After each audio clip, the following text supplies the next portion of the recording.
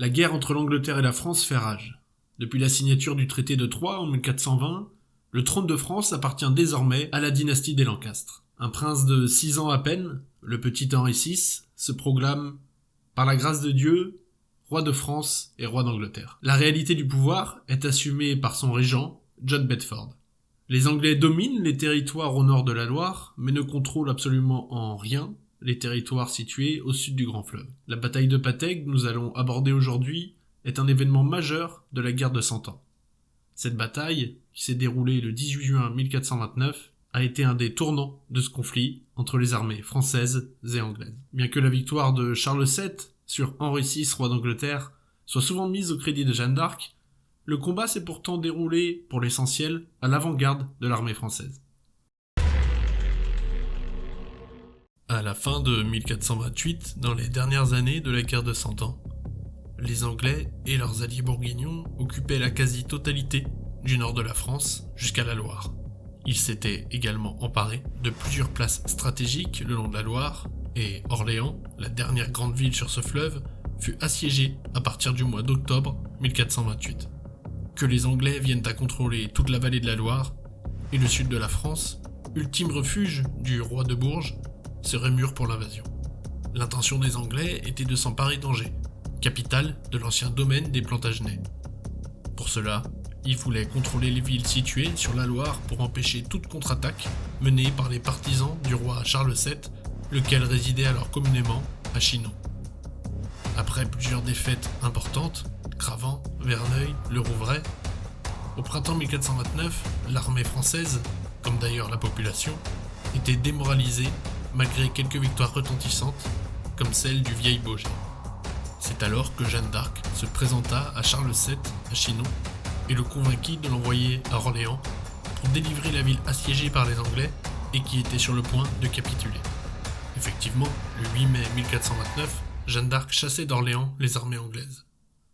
Cependant, l'armée anglaise, toujours présente dans les environs, restait une menace durable car, sur la Loire, elle tenait encore les villes de Jargeau, Beaugency et Mans-sur-Loire.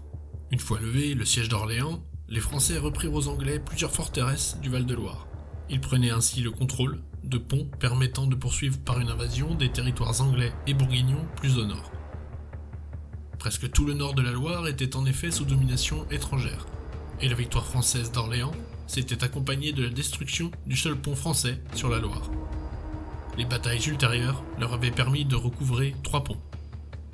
La campagne de la vallée de la Loire de 1429 comporta 5 combats. Le siège d'Orléans, la bataille de Jagot, la bataille de Mans-sur-Loire, la bataille de Beaugency et la bataille de Patay. Cette bataille de Patay eut lieu le lendemain de la reddition anglaise de Beaugency. Les historiens français disent ne pas connaître exactement l'endroit où ils prirent position. La tradition attribuant cet honneur au petit village de Patay.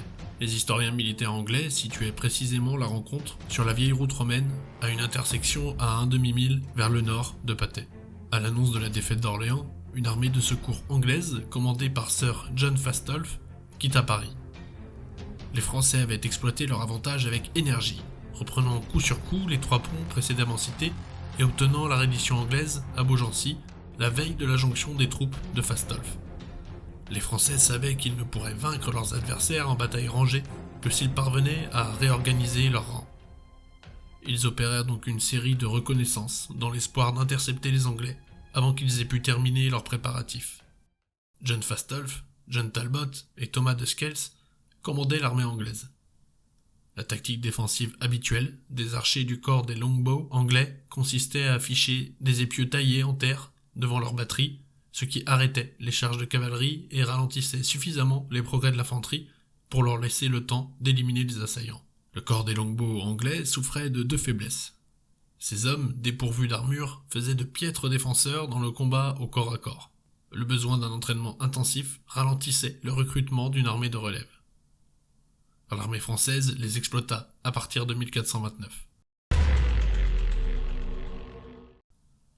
À Patay, une autre faiblesse apparut. En effet, ces hommes révélèrent leur position avant d'avoir pu se mettre en ordre de bataille. On rapporte qu'un cerf ayant traversé le champ près des lignes anglaises, les archers abattirent l'animal et poussèrent un cri de triomphe qui révéla leur position aux éclaireurs français. Les historiens militaires anglais confirment cette relation des faits. Lorsque l'arrière-garde anglaise repéra les éclaireurs français, Lord Scales, à la tête de l'armée anglaise, dut se convaincre qu'il y aurait bataille. Pour cela, Scales choisit un versant de la large et peu profonde vallée de la Retrève, tout près de Patay, un lieu vraiment pertinent. Dans la matinée, les archers auraient ainsi le soleil légèrement de côté et pourraient se déployer sur le coteau pour mieux voir leur cible, tandis qu'au fond de la vallée, le petit cours d'eau de la Retrève, disparu depuis, ralentirait la charge de la cavalerie ennemie.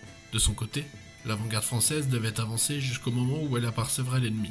Puis, elle devait prévenir le gros de l'armée et l'attendre avant de commencer la charge.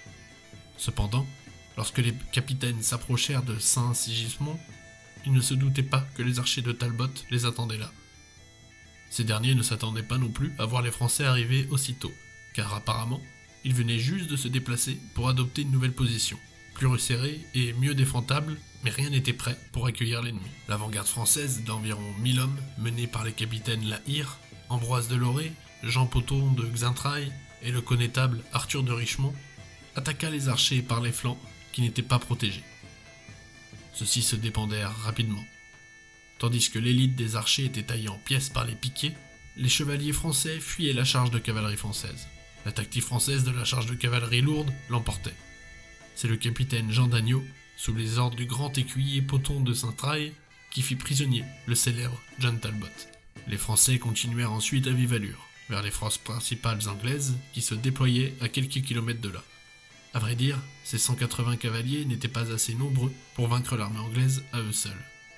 Mais ils pouvaient la désorganiser en l'empêchant de se mettre en rang de bataille et tuer facilement les archers qui n'avaient pas d'armure. Ils s'y employèrent avec ardeur, la bousculade ne dura probablement que quelques dizaines de minutes, le temps pour que le corps principal des Français commençât à arriver sur les lieux. À cheval, Fastolf retourna précipitamment vers l'avant-garde dans l'idée de la faire intervenir comme renfort. Mais cela provoqua l'effet inverse. Voyant leur chef arriver au grand galop, les hommes de l'avant-garde s'imaginèrent que celui-ci s'enfuyait et prirent la fuite à leur tour. La bataille était déjà perdue. On estime à environ 20 000 le nombre de morts anglais contre moins de 5 du côté français.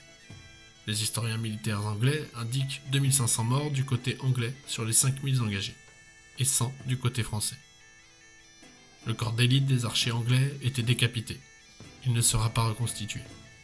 Les armées françaises ne rencontreront plus de difficultés dans leur progression, seules les places fortes résisteront. Mais à partir de 1434, date du passage des frères Jean et Gaspard Bureau au service du roi de France, l'artillerie nouvelle, tant du point de vue technique avec les boulets en fer, l'amélioration substantielle de la poudre, qu'en utilisation tactique qu'ils avaient conçue mettra fin à la présence anglaise sur le sol français. Outre Talbot, de nombreux officiers anglais furent capturés par les Français. Cet ultime combat fut la seule bataille rangée de la campagne de la Loire. Cette bataille peut être mise en parallèle avec la fameuse victoire anglaise d'Azincourt.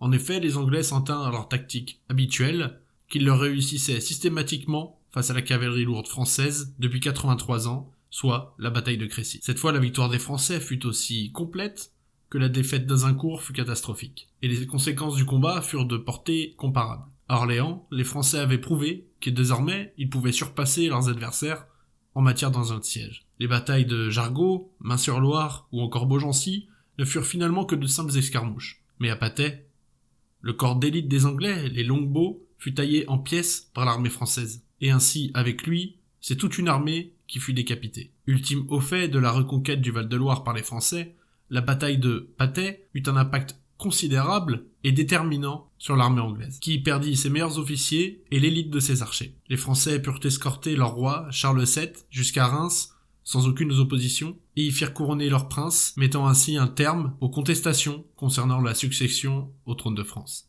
Je finirai cette vidéo en citant le récit de Mark Twain. Nombreux ont été les pays moribonds qui n'en ont réchappé qu'au prix d'une longue série, d'une lugubre succession de batailles, dont la sanglante litanie se prolongea sur de longues années.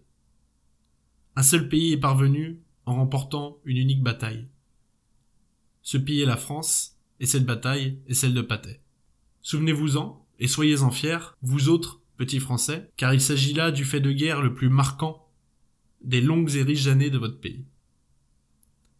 Quand vous serez grands, Si vous vous rendez en pèlerinage sur le champ de bataille de Patay, découvrez-vous. Par respect devant cet immense monument, un monument dont le sommet atteint le firmament. De tout temps, les pays victorieux ont pour habitude de construire des mémoriaux sur leur champ de bataille, pour perpétuer le souvenir de l'action qui a été accomplie et le nom des braves qui l'ont accompli. La France oubliera-t-elle Jeanne d'Arc et Patay ? La France décidera-t-elle de commémorer cette bataille avec un monument digne de ce qu'elle a été ? L'avenir le dira. J'espère que cette vidéo vous a plu. Je vous laisse méditer sur cette dernière citation qui nous met face à certaines réalités actuelles, à mon sens. Je vous souhaite une bonne journée, une bonne soirée et à bientôt sur Résistance Historique.